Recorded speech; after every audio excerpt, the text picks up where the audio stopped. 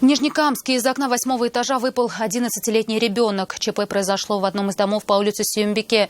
Мальчик чудом остался жив, но получил серьезные травмы. Сейчас за его жизнь борются местные врачи детской городской больницы. Подробности в материале Айрата Назипова.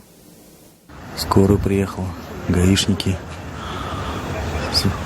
Вот ребенок лежит. Крик, плач, стоны от боли. Это видео сняли очевидцы. На кадрах видно, как после падения 11-летний мальчик лежит без движения. Прибывшие врачи оказывают ему первую помощь и увозят в больницу. ЧП произошло на глазах у жителей дома.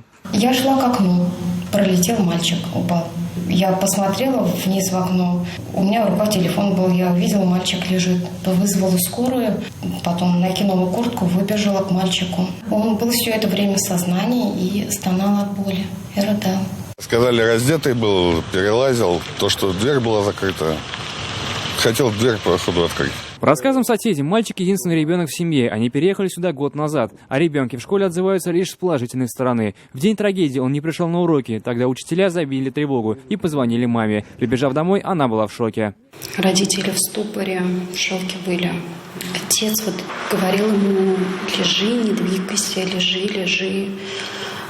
Мама рядом сидела, его гладила рядом с ним, там даже лежала рядом с ним. Мальчика госпитализировали, его состояние оценивается как стабильно тяжелое. Тяжесть состояния обусловлена травматическим повреждением верхних и нижних конечностей, костей таза, повреждением внутренних органов, ушибом головного мозга. Находимся в постоянной связи с коллегами из Детской республиканской клинической больницы по вопросам лечения, дополнительным диагностическим мероприятиям. Сейчас следователи опрашивают родных и ищут свидетелей. На данный момент Следственным органом Следственного комитета Российской Федерации по Республике Татарстан проводится доследственная проверка. Выясняются все обстоятельства произошедшего. На данный момент известно, что в квартире ребенок находился один. По результатам проверки будет принято процессуальное решение. По какой причине ребенок выпал из окна, еще только предстоит установить. Айрат Назипов, Альбина Валеева, Рафаэль Ракипов. Вызов 112.